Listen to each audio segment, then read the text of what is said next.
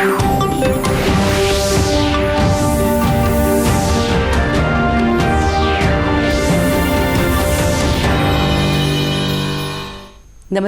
उत्तराखंड समाचार में आपका स्वागत है। मैं हिना जोशी छेत्री। आइए सबसे पहले नजर डालते हैं आज के मुख्य समाचारों पर। उत्तराखंड आने वाले लोगों को सोमवार से सीमा पर मिलेगी रियायत। मुख्य सचिव ओम प्रकाश ने दिए निर्देश। पौड़ी में सतपुली बाजार 3 दिनों के लिए बंद। रानीखेत में पुलिस प्रशासन ने निकाला फ्लैग मार्च। 23 सितंबर को विधानसभा सत्र से पहले सभी विधायकों के होंगे RT-PCR टेस्ट। विधानसभा अध्यक्ष प्रेमचंद अग्रवाल ने बताया, कल होगी विधानमंडल दल और कार्यमंत्रणा समिति की बैठक। HNB गढ़वाल विश्वविद्यालय की ग्रेजुएशन और पोस्ट ग्रेजुएशन की फाइनल ईयर की परीक्षाएं आज से शुरू। देहरादून के 7,000 छात्र परीक्षा में हो रहे शामिल।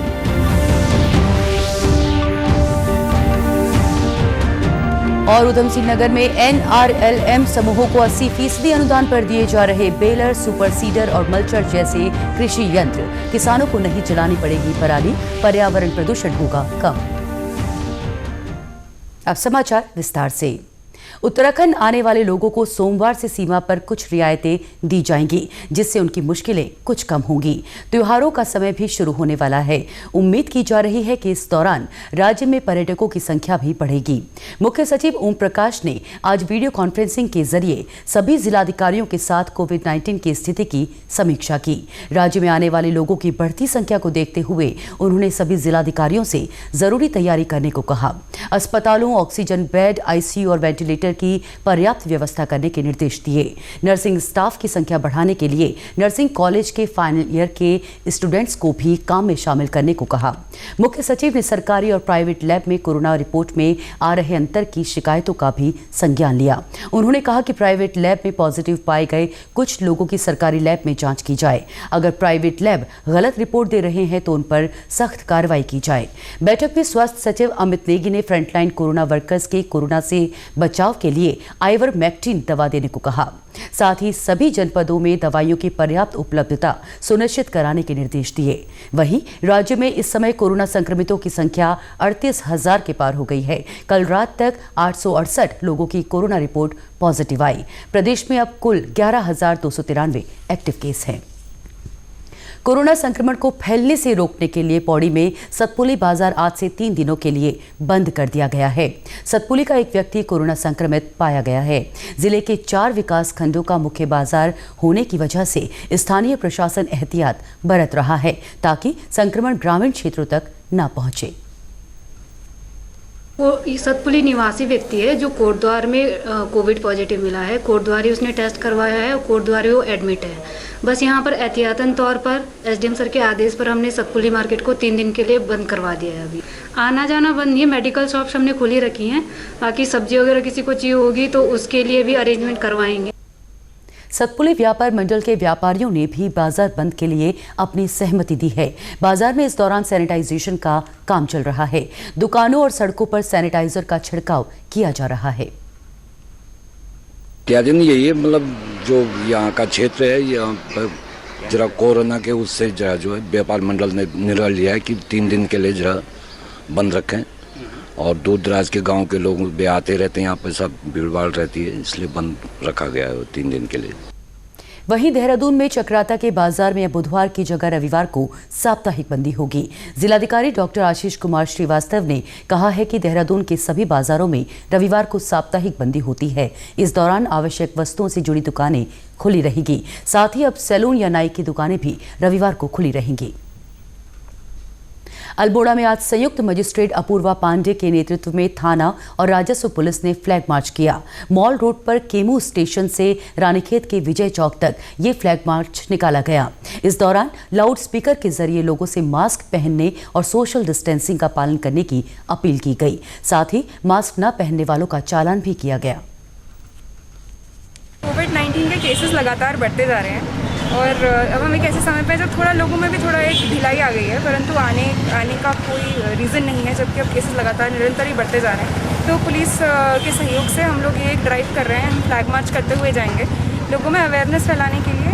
जो भी लोग कि अभी वो समय नहीं है जब आप मास्क को त्याग दें, बल्कि और अलर्ट रहने का समय है। पूरा मार्च करते हुए हम लोग जाएंगे, जिन लोगों का मास्क नहीं है उनको मास्क देंगे, नेसेसरी होगा चालान भी करेंगे। उच्च शिक्षा राज्य मंत्री धन सिंह रावत ने आज हल्द्वानी में उच्च शिक्षा विभाग के अधिकारियों के साथ बैठक की। कोरोना के समय में उच्च शिक्षा के स्तर को बेहतर बनाने पर चर्चा की गई। उन्होंने कहा कि राज्य के सभी सरकारी महाविद्यालयों में अभी 92% शिक्षक उपलब्ध हैं। जल्द ही सभी कॉलेजों में 100% शिक्षकों की उपलब्धता होगी। उन्होंने बताया कि राज्य में किराए के भवन में चल रहे महाविद्यालयों को 15 नवंबर तक अपना भवन मिल जाएगा। साथ ही लाइब्रेरी में पुस्तकों की व्यवस्था के लिए भी सरकार ने इस बार अपेक्षाकृत अधिक बजट जारी किया है, ताकि उच्च शिक्षा की गुणवत्ता में सुधार हो सके। 2156 पद हमारे असिस्टेंट प्रोफेसर और प्रोफेसरों के पूरे प्रदेश में 105 डिग्री कॉलेजों में, जिसमें से 1956 लोग अभी तक हमारे आ गए और अब मात्र हमको 200 टीचर और चाहिए और ये 200 प्रोफेसर भी हमारे 30 अक्टूबर तक लोक सेवा आयोग से आ जाएंगे। तो हम ये कह सकते हैं कि इस सत्र में 100% प्रोफेसर हम अपने कॉलेज और विश्वविद्यालय को देंगे। 23 सितंबर को विधानसभा का मॉनसून सत्र शुरू होने से पहले सभी मंत्रियों और विधायकों के कोविड-19 के RT-PCR टेस्ट किए जाएंगे। विधानसभा अध्यक्ष प्रेमचंद अग्रवाल ने ये जानकारी दी। उन्होंने कहा कि 21 और 22 सितंबर को विधायक आवास में सभी विधायकों के स्वास्थ्य की जांच होगी। उन्होंने सभी विधायकों से टेस्ट अवश्य कराने की अपील की। विधानसभा अध्यक्ष ने कहा कि विधानसभा सत्र को सुरक्षित और सुचारू रूप से संचालित करने के लिए तय समय सीमा में कोविड टेस्ट करवाना जरूरी है। मॉनसून सत्र के लिए 20 सितंबर को विधानसभा में शाम 4:30 बजे विधानमंडल दल के नेताओं की बैठक होगी। इसके बाद शाम 5 बजे कार्य मंत्रणा समिति की बैठक होगी। माननीय विधायकों को एडवाइजरी जारी कर दी गई है। 21 और 22 तारीख में जो माननीय विधायकगण देहरादून में यानी हॉस्टल में या अन्य किसी स्थान पर जहाँ की वो सूचना देंगे, उनका PCR टेस्टिंग होगा और उसके साथ साथ जो माननीय विधायक कहीं से टेस्टिंग करा के आ रहे हैं और नेगेटिव रिपोर्ट यदि वो सबमिट कर रहे हैं तो उसको भी हम स्वीकार करेंगे।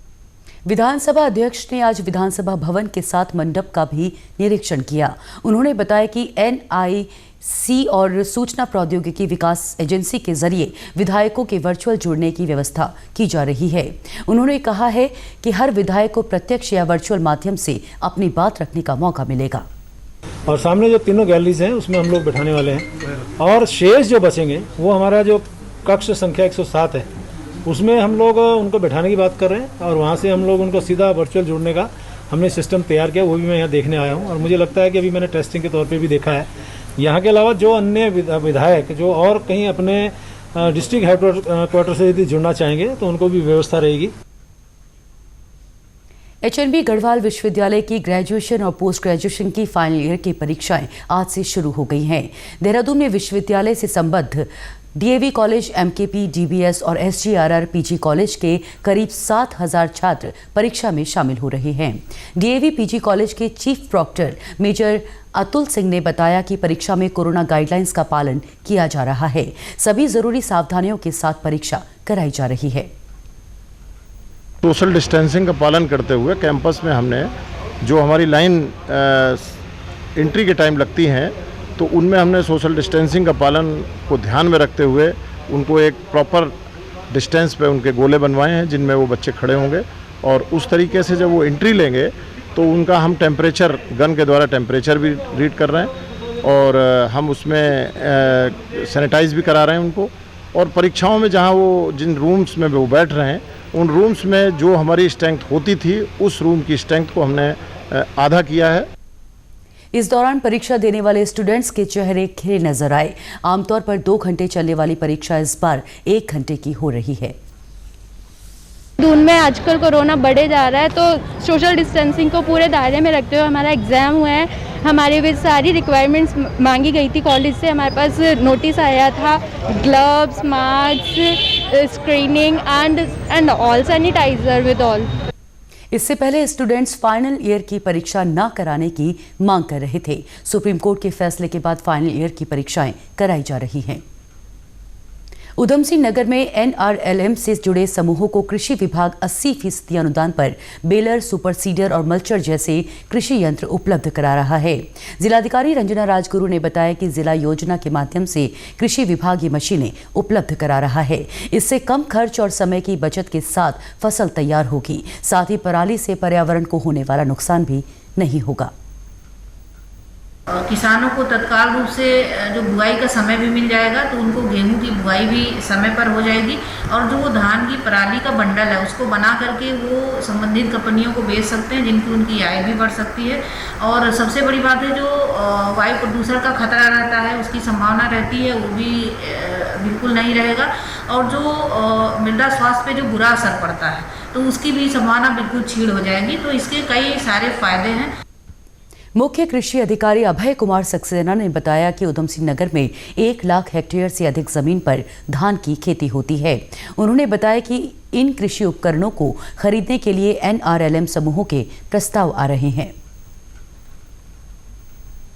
समूह के प्रस्ताव हमारे पास आ रहे हैं और संभवतः इस माह के अंत तक हम ये यंत्र किसानों को समूह में उपलब्ध कराएं। इसका एक ये फायदा रहेगा कि किसान जो पराली को जलाते थे वो पराली जलाने से बचेगी और पराली को वो गट्ठर के रूप में बना लेंगे।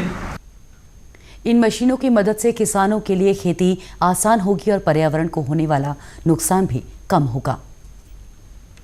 हरिद्वार में ई-रिक्शा चालकों को भी कोविड आपातकालीन ऋण सुविधा का लाभ मिला है। लोन लेकर ई-रिक्शा खरीदने वालों को इससे बड़ी राहत मिली है। बैंकों के जरिए इस योजना के तहत लोन लेने वाले पर कुल बकाया राशि का 20% अतिरिक्त ऋण के तौर पर उपलब्ध कराया गया है, जिससे ई-रिक्शा चालकों समेत छोटे ऋण लेने वाले व्यापारियों को भी फायदा हुआ है। हरिद्वार में स्टेट बैंक ऑफ इंडिया के सहायक महाप्रबंधक नरेंद्र कुमार शर्मा ने बताया कि आपातकालीन ऋण सुविधा केंद्र सरकार की MSME इकाइयों के लिए लाए गए 3 लाख करोड़ के पैकेज में शामिल है। SBI की हरिद्वार शाखा से कई ई-रिक्शा चालकों को इस योजना का लाभ दिया गया। हरिद्वार सेंटर पे एक बड़ा तबका जो ई-रिक्शा चलाता है, तो लगभग हमारे यहाँ जो एलिजिबल अकाउंट्स थे वो लगभग 1300 थे। 1300 में से लगभग कुछ ने तो ये रिफ्यूजल दिया, लेकिन लगभग हमने 1100 को इसमें एक इमीडिएट उनको एक क्रेडिट सपोर्ट 20% के हिसाब से जो 5,000, 10,000 और मिलाकर के 10 लाख तक भी हमने ये उनको सुविधा उपलब्ध कराई है। वहीं ई-रिक्शा चालकों का कहना है कि लॉकडाउन की वजह से उनकी आमदनी प्रभावित हुई। ऐसे में बैंक से मिला अतिरिक्त लोन उनके लिए मददगार साबित हुआ। इतना मेरा लोन बचा हुआ है, उस पे मुझे जो है 20% के हिसाब से 12,500 रुपये देने के लिए मुझे फ़ोन आया था बैंक से। सर, इससे मुझे इतनी बड़ी मदद मिली है कि मुझे कम से कम जो है 4 से 6 महीने का राहत मिल गई है। जो मुझे हर महीने 5,000 रुपये किस्त के देने होते थे, उसमें मुझे जो है 5 से 6 महीने की राहत मिली है। उत्तराखंड के समाचारों में आज बस इतना ही। चलते चलते मुख्य समाचार एक बार फिर। उत्तराखंड आने वाले लोगों को सोमवार से सीमा पर मिलेगी रियायत। मुख्य सचिव ओम प्रकाश ने दिए निर्देश। पौड़ी में सतपुली बाजार 3 दिनों के लिए बंद। रानीखेत में पुलिस प्रशासन ने निकाला फ्लैग मार्च। 23 सितंबर को विधानसभा सत्र से पहले सभी विधायकों के होंगे RT-PCR टेस्ट। विधानसभा अध्यक्ष प्रेमचंद अग्रवाल ने बताया, कल होगी विधानमंडल दल और कार्य मंत्रणा समिति की बैठक। HNB गढ़वाल विश्वविद्यालय की ग्रेजुएशन और पोस्ट ग्रेजुएशन की फाइनल ईयर की परीक्षाएं आज से शुरू। देहरादून के 7,000 छात्र परीक्षा में हो रहे शामिल।